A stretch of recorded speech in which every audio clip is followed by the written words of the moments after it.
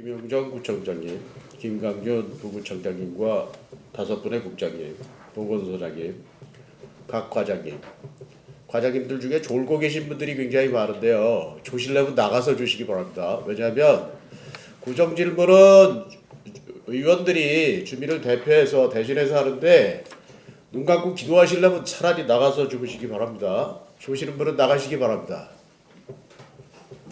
평창보암 가외 삼청동 출신 안재홍 의원 새봄 인사드립니다. 이 봄에도 건강하시길 기원합니다. 봄과 함께 한반도의 평화의 기운이 태동하고 있습니다. 문재인 대통령과 김정은 노동당 위원장 간 남북 정상회담이 4월 중에 판문점 평화의 집에서 미국 대통령 트럼프와 김정은의 북미 정상회담이 5월 중에 개최될 것입니다.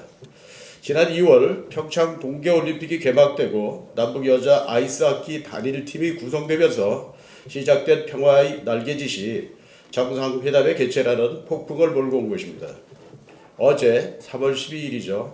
청와대 수석보좌관 회의에서 문재인 대통령께서는 한반도의 비핵화와 항구적 평화체제, 남북 공동 번영의 길을 열 수 있는 소중한 기회가 마련됐다.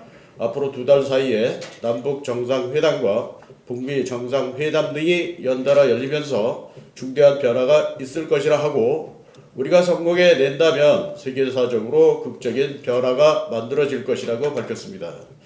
대통령께서는 이 기회를 제대로 살려내느냐 여부에 대한민국과 한반도의 운명이 걸려있다. 국가 차원에서 결코 놓쳐서는 안 될 너무 중요한 기회라고 강조했습니다. 우리는 문재인 대통령의 대화를 통한 한반도 비핵화와 평화정착 구상에 범국민적인 지지를 보내야 하겠습니다. 수고하시고 계신 대통령님께 종로 국민의 박수를 보내고 싶습니다. 구정 질문을 시작하겠습니다. 삼청동 산입원지 북전지구단위 특별계획구역에 대한 질문입니다.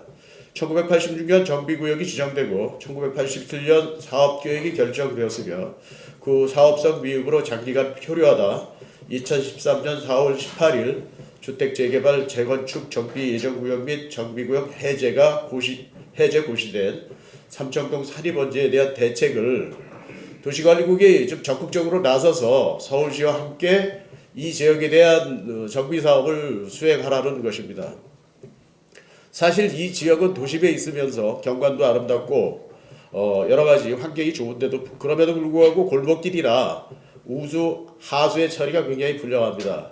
그리고 그곳이 가지고 있는 문화적인 그러한 환경들을 이용해서 도시관리국이 서울시와 지금까지 되지 않은 일에 대해서는 불가피하다 하더라도 이 지역을 아름답게 가꿀 수 있도록 대책을 마련해서 시행해 주시기 바랍니다.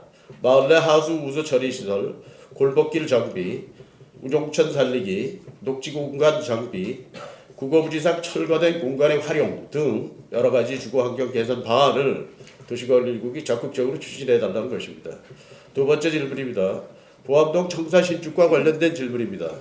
이 질문은 5번째 질문과 연결되기도 합니다. 보암동 창의문로 145에 위치한 보암동 청사는 전체 면적 617평방미터, 지하 1층, 지상 3층의 건물입니다. 1986년 건립돼 현재까지 이용되고 있으며 협소한 청사로 자치회관 프로그램도 제대로 활용되지 못하고 있습니다. 지역의 주민들은 약 12,000명 정도가 거주하고 있으나 개선된 행정복지를 요구하지만 보암동 청사로는 주민들의 기대에 부응할 수 없는 조건입니다. 그리고 또한 우리 구가 추진했던 북부도로 사업소 터널 관리 사업소와의 공동개발도 그분들의 반대로 확보가 되고 말았습니다. 따라서 보암동 청사 신축에 대해 답변해 주시기 바랍니다. 세 번째 질문입니다. 저는 지난 2017년 9월 12일 269회 임시회의 본회의 구정질문을 통해서 보암동 능금마을의 취락지구 지정에 대한 법률 개정안을 요구하였고 당시 도시관리국장은 법률 개정의 어려움을 답변했습니다. 굉장히 관련된 특별조치법은 개정이 어려운 것을 이해하고 있습니다. 그래서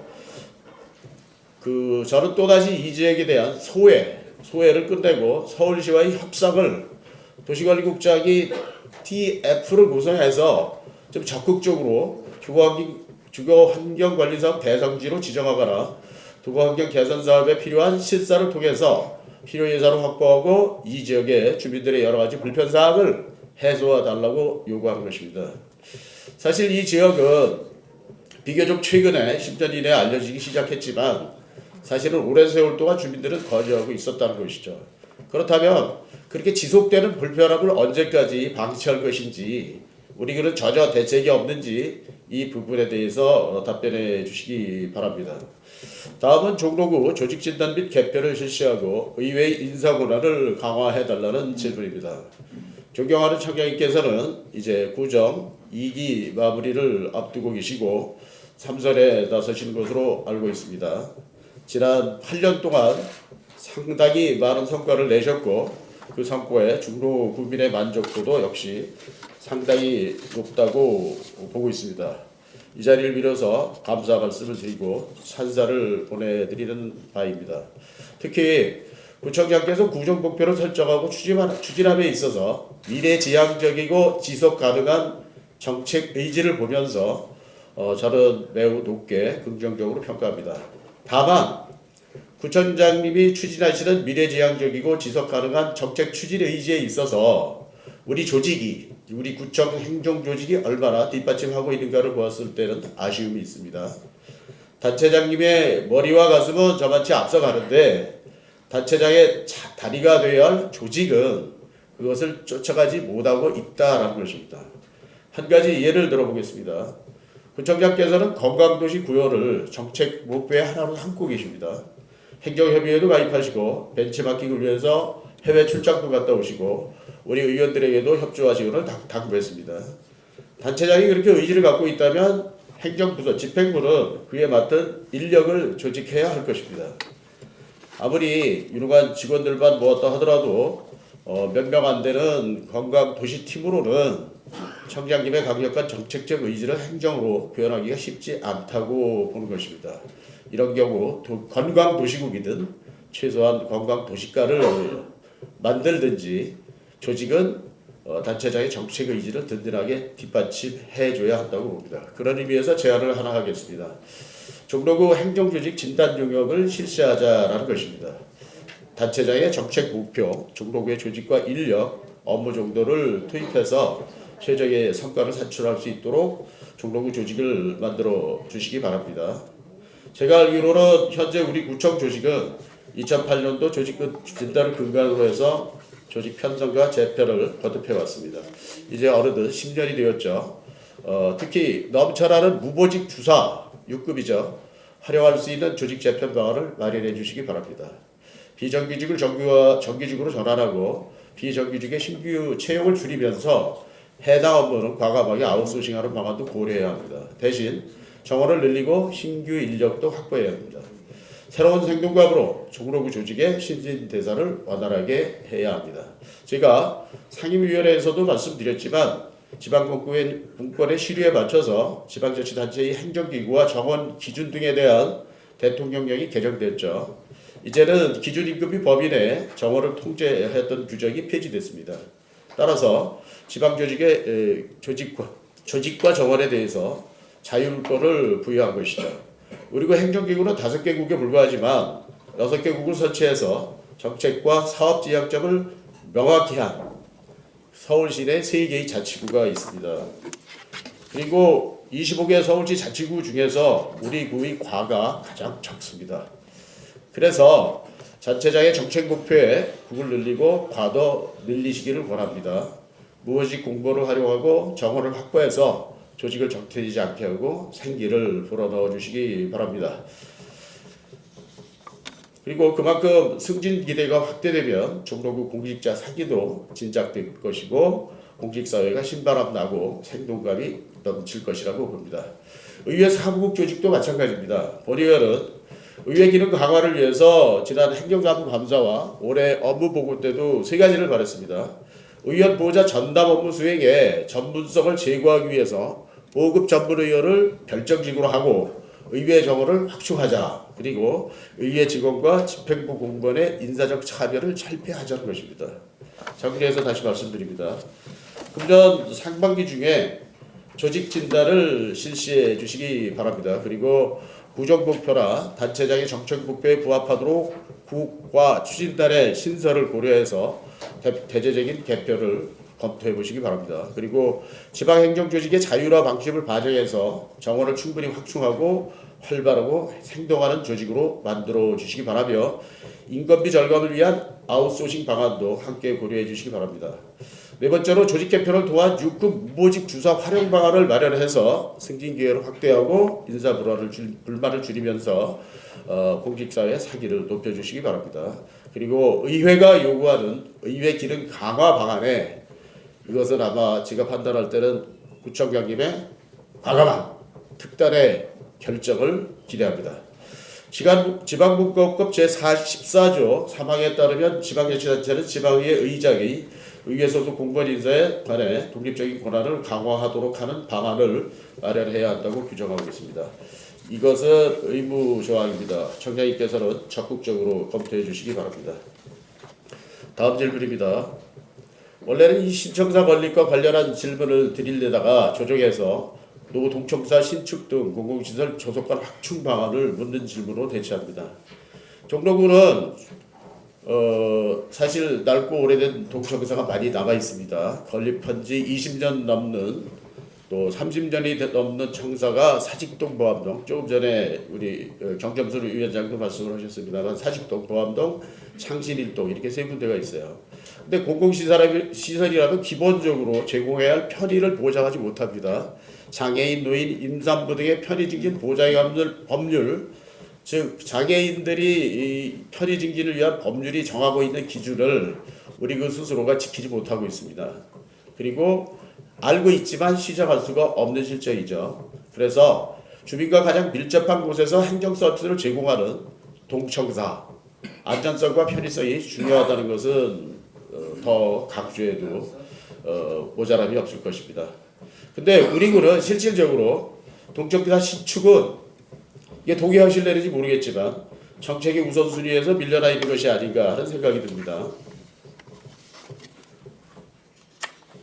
중기 재정계획을 보게 되면 부암동 주민센터 신축 사업은 2020년, 그 다음에 사직동은 2023년, 창신 1동은 2024년에 착공될 계획으로 나와 있습니다. 근데 이것은 좀 문제가 있어요. 신청사 건립과 관련해서 2020년에만 해도 상당히 많은 재원이 투입돼야 됩니다. 그리고 2021년, 2022년에 신청사를 짓기 위해서 지방채도 약 300억 이상을 발행해야 됩니다. 그런데 그런 와중에 중기재정계획에 나타나 있는 2020년 보암동 청사, 2023년에 사직동 청사, 2024년에 창진 1동 청사의 신축은 상당히 어려움이 있을 겁니다. 그래서 이렇게 어려운 것을 어떻게 동시에 할 수 있겠습니까? 그래서 종로구 공공시설의 부족과 그에 따른 주민 불편은 동청사뿐만이 아니죠. 사실 지역별로 좋은 문화복지 시설이 있지만 일부 지역에는 부족하다는 것에 동의하실 것입니다. 그래서 저는 두 가지를 제안하고 싶습니다. 동청사 건립기금을 마련하자는 것이죠. 구 공공시설 건립기금, 즉 동청사 건립기금 또는 구 공공시설 건립기금을 조성해서 그 동청사 공공시설 건립재원 확보를 하자는 것이죠. 즉 기금을 설치하자는 것인데 이건 조례 입법도 필요하겠죠. 그리고 두 번째, 지금 추진되고 있는 신청사 사업 추진을 좀 더 재검토해서 신청사 건립보다 동청사 건립을 정책사업 우선순위로 하는 것이 어떠냐 하는 제안을 드리는 것입니다. 그것은 이런 이유이기 때문입니다. 현재 정치권에서는 헌법 개정을 추진하고 있죠. 그래서 정부의 개헌안을 보게 되면 헌법에 수도조항을 두자라는 얘기가 있어요. 전에도 그런 논의가 있었습니다만 행정수도를 세종시로 하는 조항을 포함하는 것을 논의하고 있는데 만약에 행정수도와 세종시로 이전하게 된다면 청와대도 이전할 것이라고 보는 거죠. 그래서 그렇게 되면 군사시설이나 보안시설도 이전해야 된다. 그러면 우리 구가 청사를 건립할 수 있는 부지 확보도 용이하다. 왜냐하면 여기 지가가 높으니까 이 조건을 활용할 수 있는 대체 부지를 이용한다고 하면 지가를 좀 싼 곳을 이전하게 되면 우리가 비용을 좀 줄이면서 신청사 건립을 추진할 수 있지 않을까 이런 생각이 들기 때문입니다. 그래서 주민들도 사실은 중앙에 있는 구청사의 신축보다는 지역에 있는 동청사의 신축을 바랄 수도 있다라고 보고 있는 것이죠. 또 우리 구 청량님의 모토인 사람 중심 종로구는 투자 사업 추진이나 재정 계획에서도 주민 중심이라는 의미라고 보기 때문입니다. 그래서 이 부분에 대해서 적극적으로 검토해 주시기 바랍니다. 여섯 번째 질문인데요. 이 질문은 269회 9월 10일, 2017년 9월 10일 임시회의 본회의에서 요구했던 구기동 도의정 이전에 대한 질문입니다. 이 부분은 시간 관계상 서면으로 답변하시기 바랍니다. 서면에 의한 답변을 해주시기 바랍니다. 그리고 마지막으로 질문을 드리겠는데요.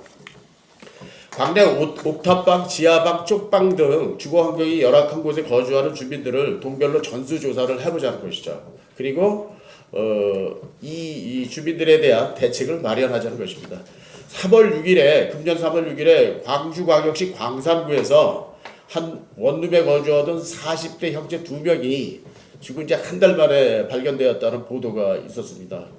너무 오래돼서 도저히 부검조차 할 수 없는 그러한 사항이었다고 합니다. 그리고 복지센터나 또 관련된 사람들이 연락을 했을 때에도 전화를 받지 않았는데 결국은 죽고 말았다는 것이죠.